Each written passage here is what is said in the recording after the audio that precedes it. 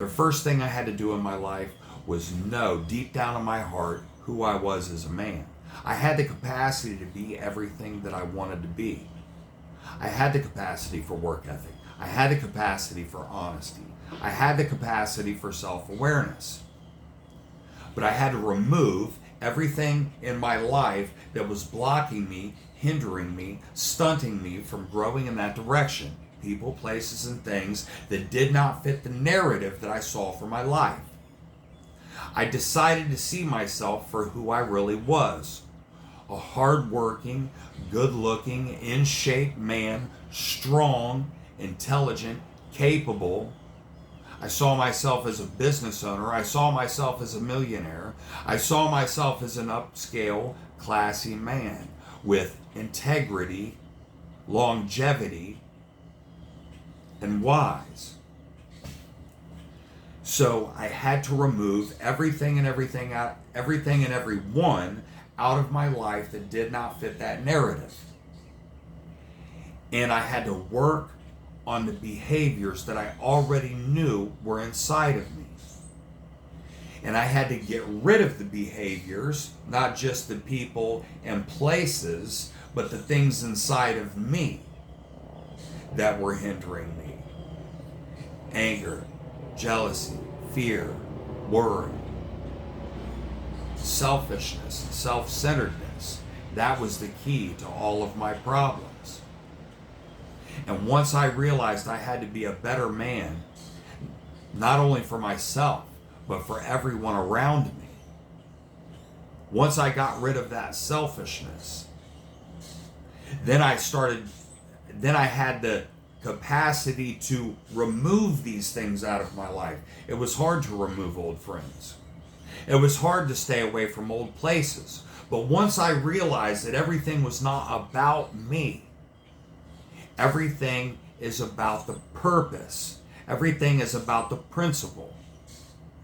Once I realized that, I was able to remove all those things and the things inside myself that were hindering me and blocking me with time, work, effort, and listening to other men who were able to guide me and show me where I was fucking up, could tell me the things about myself that I couldn't see. Your capacity for growth is only limited by your self-awareness. Your ability to see yourself from the outside in, your ability to be honest with yourself and take criticism from the men that love you will directly affect how fast you grow. I tried to grow on my own for 30 years through drunkenness, anger, a life of abuse, and I made no positive headway.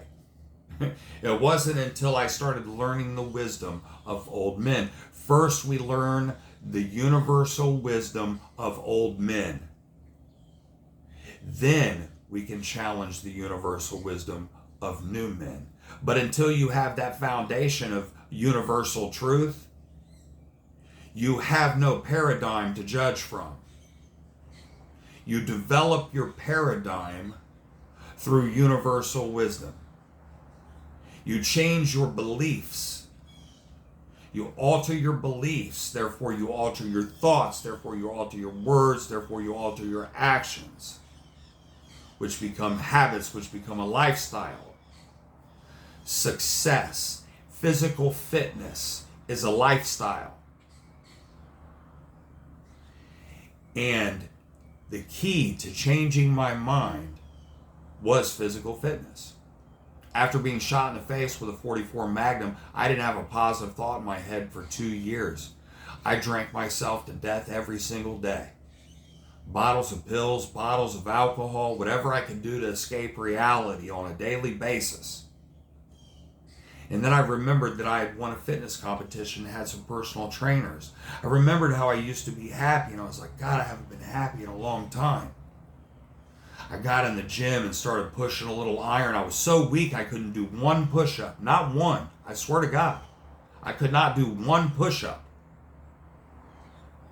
But as I slowly got back in the gym as I slowly started altering my mind, changing the shape of my brain and the way that my brain delivered chemicals through pumping iron, physical fitness, that gave me the strength to start viewing life, viewing myself in situations from another paradigm. Every win that I stacked at the gym, no matter how big, no matter how small, every win I stacked at the gym kept me right that day. And I had to go back every day. And I remembered something that my fitness trainer had told me in Georgia.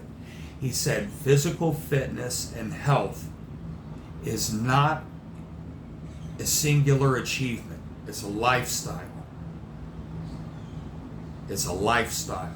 And I decided that day that I was going to make physical fitness and health a lifestyle.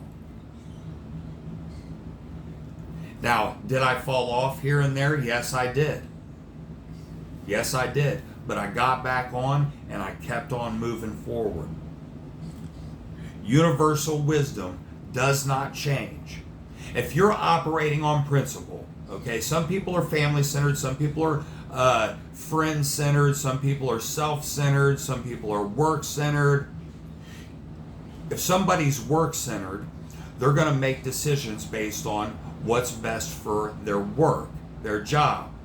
If somebody is so they might neglect their wife, for instance, for work.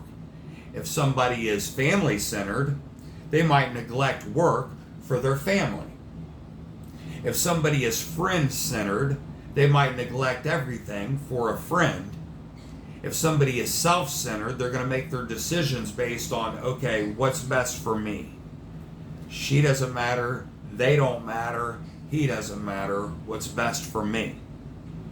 But the man who is principle-centered will always be right, because universal wisdom never changes. It was true in the beginning of time. It was true today, and it'll be true forever. It'll never change. Universal wisdom will never change. So a man who is operating on principle will always be right. And I had talked yesterday about the 6 basic human needs. And hopefully you watched that video, because this all ties into that. And we're talking about learning universal wisdom, changing your life, changing your paradigm, developing yourself, which is already inside you. It's already inside you. You just have to grow those things. They're inside you, they're just weak right now. Right now, you have all these other distractions. You're allowing yourself to be distracted from your true purpose in life. But once you get rid of those distractions and start looking at yourself as a man and asking, who am I? What am I doing in this universe? Why am I created? Why do I have a conscience? As soon as you start asking questions like that, that's when you're starting. And for the people who have been on their journey to success for a long time, it's a process of addition. You're adding to your bank. You're adding to your universal bank of wisdom. Knowledge is knowing something. Wisdom is knowing how to apply that knowledge in your life. And one thing that I discovered, one thing that I just realized, I'm sure I did not discover it, but one thing I've realized from reading this book, which is absolutely fucking amazing. If you're not reading the 7 Habits of Highly Effective People, I don't know what you're doing with your life, because it's phenomenal. It's absolutely phenomenal. We had talked about the 6 basic human needs. And anytime you meet 3 of those needs, and those needs are certainty. We all need certainty. We all need variety in life. We all need love. We all need to feel significant. I don't care who you are, don't lie. Everybody wants to feel important. The contribution, contributing to the people around you, everybody wants to contribute to the people around them and know that they're helping other people grow. And growth. Those are the 6 basic human needs in life. And anytime you're fulfilling at least 3 of those needs, it becomes a habit. 3 or 4 of those needs can become an addiction. Oh yeah. Drugs. Drugs, for instance, drugs are so addictive because they fulfill 4 or 5 of those needs. It's in a negative way. Now, I gotta feed this bird. This bird is out here. Honey, do you got my peanuts in there? This bird's out here yelling at me. Here, never mind, I got it. Damn, it goes right in front of my face. I got you, dude. I got you. Lord of mercy. These birds, I got like 50 blue jays out here. I got like 50 blue jays out here, and they yell at me when I don't feed them. They're fucking pissed. There. Eat your fucking peanuts. Lord of mercy. Anyway. Drugs will fulfill 4 or 5 of those needs, and that becomes a straight up addiction. We have to have those things as a human being. Now, some people want one more than the other. They're not all even and equal. Some people value certainty more than variety. Some people value variety. Usually type A personalities value variety more than certainty. Whatever. But I realized that learning universal wisdom fulfills all of those needs. And that's why growth and success becomes so addictive. It becomes so addictive. The ideal life is a life that's principle-centered because you will always be right. And if anybody challenges you and you're operating on old head universal wisdom, sorry, they're wrong. You're right. Period. Period. They can be as dumb as they want to be by themselves. But in the end, if you are operating on a principle-centered life, if a man is right, his life will be right. It may not happen today. Sometimes that happens over time. Sometimes that happens right now. Who's to say? Who's to say? But generally, it happens over time. Eventually, you find a good wife. You become a millionaire. You live a happy, successful, achieved life. If you are right, that is the life you'll live. It's mathematics. Mathematics is a universal language. If you do this, you'll get this. Action and consequence. Decision and consequence. Choice and consequence. Sometimes those consequences are good, sometimes they're bad. But if you're a man living on principle, they will always end up being good. Even if some of the consequences seem bad sometimes, that doesn't mean they are. It means you're seeing them that way through your paradigm, your operation of belief, your point of view, the way you see things. But universal wisdom is addictive. Success is addictive. Once you start this process, you won't be able to stop. You won't be able to stop because it's fulfilling all your needs. The ideal life is a life that's principle-centered, because principles are right, because they never change. There's your security. Universal wisdom is unchallengeable. You're right and they're wrong. That provides you with security. Then you have contribution, because it enables you to make lasting contributions. When you learn universal wisdom and when you share that universal wisdom with other people, you are forever contributing to their life. Forever. They're learning things. Once you put on the magic glasses, the magic paradigm of the universe, you can't take them off. You'll never see life the same way again. You can't. Once you discover truth, that's why truth is truth, and it stands the test of time. That's how we know. Because if it's wrong in the universe, it will not stand the test of time. That's why the Bible was true 2,600 years ago, and it's still true today. The A Big Book from 1936 is still true today. These universal truths are still true and forever will be. This book will be true 1,000 years from now. Because it's new and exciting to learn. You're learning new and exciting things, so there's your variety. It enables you to love yourself and love others. So there's your love. As you gain and grow in universal wisdom, you love yourself. And therefore, you have the capacity to love other people. So there's your love. So you've got security, contribution, variety, and it facilitates lasting growth. Once you put on the glasses, you can't take them off.